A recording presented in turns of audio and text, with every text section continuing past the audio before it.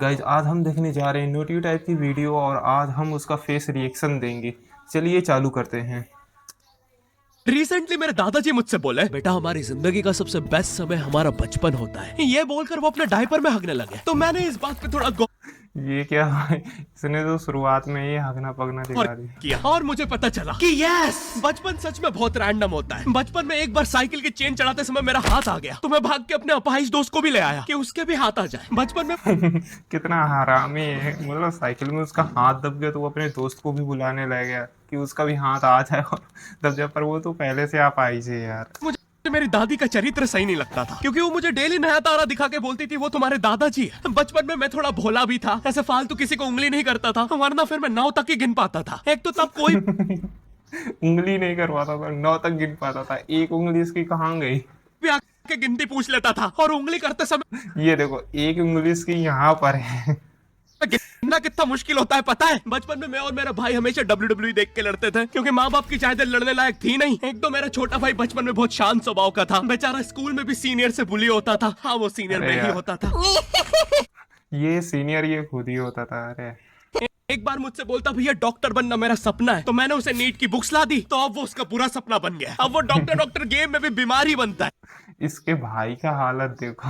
और बवासीर पीछे होती है। चिंटू, बुक्स नहीं पढ़ रहा है तू? एक बार बेचारा बिस्तर पे गिर के रोने लग गया, तो सब बोलने अरे लग गए कुछ नहीं हुआ, चींटी मर गई, चींटी मर गई। मैं यहाँ सोच रहा हूँ फिर अभी तक हम चींटियों वाले बिस्तर पे क्यों सो रहे थे? हाँ, घर में सबकी पीठ पे ददोड़े हो रखे हैं। हाँ, ये नहीं गिरता तो हमें तो पता ही नहीं चलता बिस्तर पे चींटियां हैं। हम तो सोए जा रहे हैं चींटियों वाले बिस्तर पे। और स्कूल में जब भी ये छोटे भाई पैंट में हक देते हैं, तो बड़े भाई को क्यों बुलाया जाता है पता है? अरे हाँ यार, मतलब छोटे भाई तब भी स्कूल में सच में मतलब लेटरिंग कर देते हैं, तो ये बड़े भाइयों को क्यों बुलाया जाता है?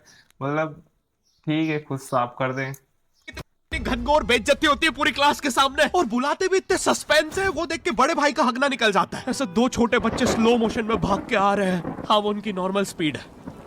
मैं देखता हूँ मेरे भाई को क्राइम सीन से 2 पियून पकड़ के ले जा रहे हैं। उसे ब्राउन रंगे हाथों पकड़ लिया गया है। मेरे भाई ने मुझसे जाते जाते कहा, मुझे फंसाया जा रहा है। मुझे पता था इस लेंडे के पीछे की कहानी इतनी सिंपल नहीं हो सकती। कड़ी तहकीकात के बाद मुझे पता चला इस लेंडे के पीछे बड़े बड़े पॉलिटिशियंस, गैंग लीडर्स और माफिया इन्वॉल्व है। मेरा भाई सही कह रहा था, ये उसका लेंडा नहीं है। Hands up PT teacher. ओ भाई, मतलब ये पीटी टीचर का था। क्या बात है यार। वो लेंडा तुम्हारा था। तो तुम्हें पता चल ही गया, तुम मुझे कभी नहीं पकड़ सकते।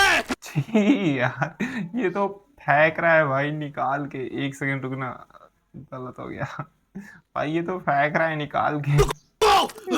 भाग गया। जाने दो उसे बेटा, हमने पीटी टीचर के बड़े भाई को बुला लिया है वो लेंडा उठाने। ओ भाई, ये तो 10 आपके साल नजदीकी लगेगा सिनेमा यार। घरों में पड़ा होगा तो देख के पैर रखना। ये लेंडा। चैनल पे जितने भी अजीब और गरीब चीजें तुम देखते इंडियन टेंस। हो, ये मैं और मेरे भाई की लाइफ में हमेशा होती रहती है, और इसलिए हमने ये चैनल नॉट योर टाइप बनाया था। मेरे भाई ने कहा तू बोल और मैं एनिमेशन करता हूँ, और लो बन गया नॉट योर टाइप। आपके नस अरे अभी भी लेंडा लगा हुआ है। बचपन में बोले जाते थे कि तुम जितने दांत तकिए के नीचे रखोगे तुम्हें उतने ही रुपये मिलेंगे। तो मैंने दादी अरे भाई, ये सबसे बोला जाता था, यानी कि मेरे से तो और कुछ बोला गया था, पर अधिकांश लोगों से यही कि तकिए के नीचे दांत रखो अपना और तुम्हें रुपए मिलेंगे। की 32 ही रख दी तो मुझे 32 रुपए मिला। वो 32 ही 7,000 की थी। जो पिटा हूं ना मैं घर पे, साली स्कैमर दांत वाली परी चांदी के दांत ले जाके 1 रुपया देती है। दांतों से याद है, बचपन में सब सूखा बॉर्नविटा खाते हैं क्योंकि दांत दूध के होते हैं। ठीक है, ये वाला जोक हटा दूंगा। भाई सूखा बॉर्नवीटा मैंने बहुत खाया है। चॉकलेट वाला खाया है, आटा वाला खाया है। तुम लोगों ने कौन सा खाया है ये जरूर बताना। बचपन में मुझे चुड़ैलों से बहुत डर लगता था। एक बार मुझे चुड़ैल के पैर के निशान दिखे तो मैं उल्टा भागा, पर फिर मैं चुड़ैल के ही घर में आ गया। हाँ, मैं पट्टी में ओ भूल भाई। गया था उसके पैर उल्टे होते हैं। तो फिर मैंने सोचा इसका पीछे से सर फोड़ देता हूँ। सर फोड़ने गया तो वो उसका मुंह निकला। फिर भाई, इसने मुंह में चुड़ैल के जो मारा है ना बोतल भाई, क्या ही बताया था। भूल गए कि साली चुड़ैलों के बाल भी मुंह पे होते हैं। आदमी को पता चले तो चले कैसे। जब मैं छोटा था नींद में बिस्तर भी बहुत गीला करता था। मेरी मम्मी हमेशा गुस्सा करती थी कि सोने से पहले सुसु किया कर। अब उन्हें कैसे बताऊं, फिर गीले बिस्तर में मुझे नींद नहीं आती। बचपन में मुझे गुस्सा भी बहुत आता था, तो मेरी मम्मी ने मुझे एक रेड स्टोन की अंगूठी पहना दी। और सरप्राइजिंग भाई, ये अंगूठी ना बहुत ज्यादा चलती है। मेले में जाओगे तो ऐसे अंगूठियों की तुम्हें दुकान लगे लगाए मिल जाएंगे। पता नहीं लोग कितना खरीदते हैं यार इसे। उससे मेरा गुस्सा इतनी जल्दी उतरने लग गया, क्योंकि अब मैं जब अंगूठी पहन के लोगों को पीटता था तो गुस्सा इतनी जल्दी शांत हो।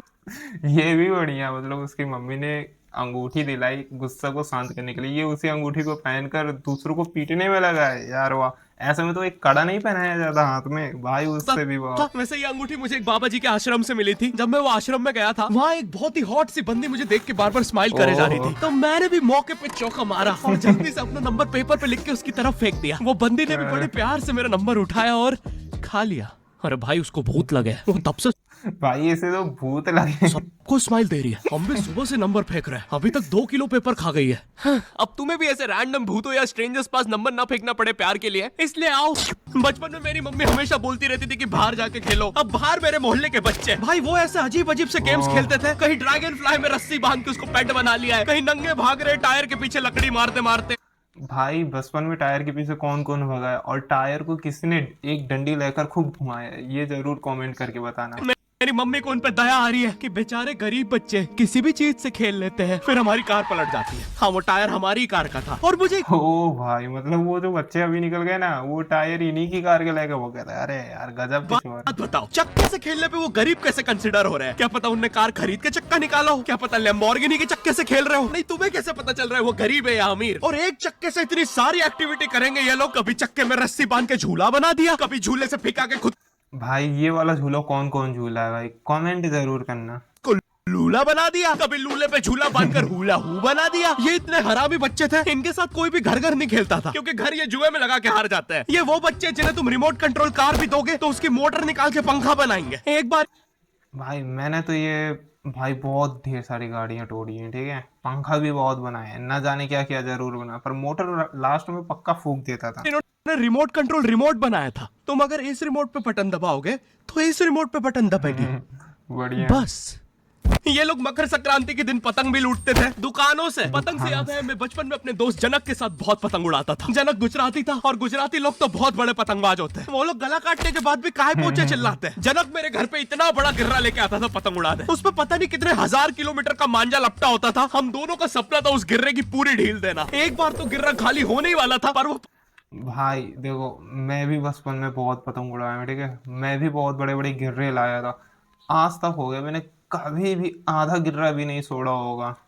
पतंग तो घूम के हमारे पीछे से ही आ गई। हमने हमारी पतंग काट दी। तो इस बार हमने सोचा पतंग पूरी परपेंडिकुलर उड़ाएंगे, स्ट्रेट स्ट्रेट। हमने 2 घंटे ढील दी, वो मांझे में वेव सिग्नल आने लग गए प्राचीन भाषा में। हमें लगा हमने एलियंस ढूंढ लिया, बट फिर धीरे से वो सिग्नल क्लियर हुआ। हमें पता चला हमने कोई नासा का 100 मिलियन का टेलीस्कोप काट दिया।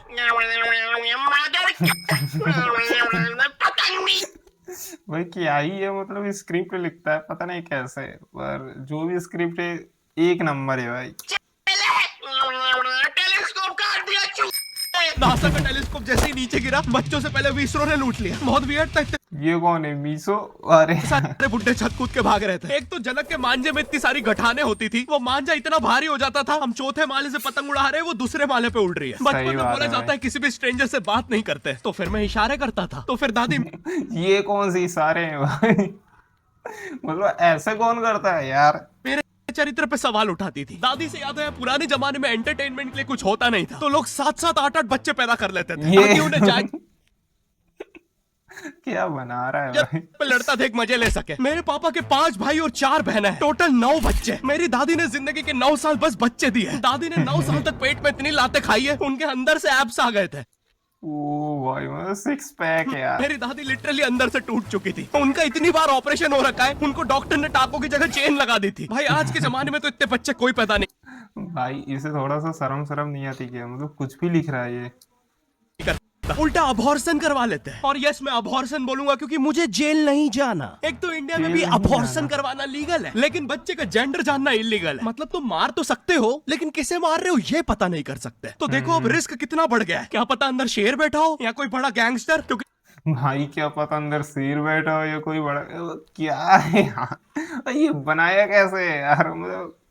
मतलब तुम्हें तो पता नहीं है तुम किसकी सुपारी दे रहे हो। क्या पता वो अंदर बंदे लेके बैठा हो। बचपन में सबके मम्मी पापा डराते हैं, मस्ती मत कैरी मिनाटी करो वरना बोर्डिंग स्कूल भेज देंगे। और मुझे बोर्डिंग स्कूल से इसलिए डर नहीं लगता था कि मैं वहां जाके अपनी फैमिली से दूर हो जाऊंगा। मुझे बोर्डिंग स्कूल से इसलिए डर लगता था क्योंकि वहां पे वो बड़े दांतों वाला ईशान अवस्थी होता है। मैंने ईशान अवस्थी भाई मूवी देखी है मैंने, ठीक है, पर इतनी भी बुरी नहीं है। पहली पर जब तारे जमीन का ट्रेलर देखा था तो उसमें वो पागल बच्चे ने आतंक मचा रखा था। फिर मैंने मूवी का नाम पढ़ा, तारे जमीन पे। मुझे लगा बिछाए होंगे इस पागल को पकड़ने के लिए, शॉक वॉक देना होगा तारों से। इसके तो दांत भी इतने बड़े हैं, सारे अरे यार, मतलब दांतों से तार काट रहा है, क्या बात है। तारे काट देता होगा। मुझे ट्रेलर देख के लगा कोई एक्शन मूवी है, आमिर खान जोकर बना हुआ है। मुझे लगा यही तारों का जाल बना के पकड़ेगा पागल को। हाँ, ट्रेलर देख के तुम्हें क्या ही समझ में आएगा। एक शॉट में आमिर खान बोल रहा है आपके बच्चे को डिसलेक्सिया है, फिर अगले ही शॉट में जोकर बन के बड़ा मछलियाँ उड़ती क्यों नहीं? फिर मुझे लगा ये शायद अपने माँ बाप को बोल रहा था। और दया तो मुझे उस लंगड़े बच्चे पे आती है जिसके बगल में ईशान अवस्थी को बिठा दिया था। वो बेचारा उठ के अब भाग भी नहीं सकता। और ओ भाई, अभी इसकी तुमने स्माइल देखा ईशांत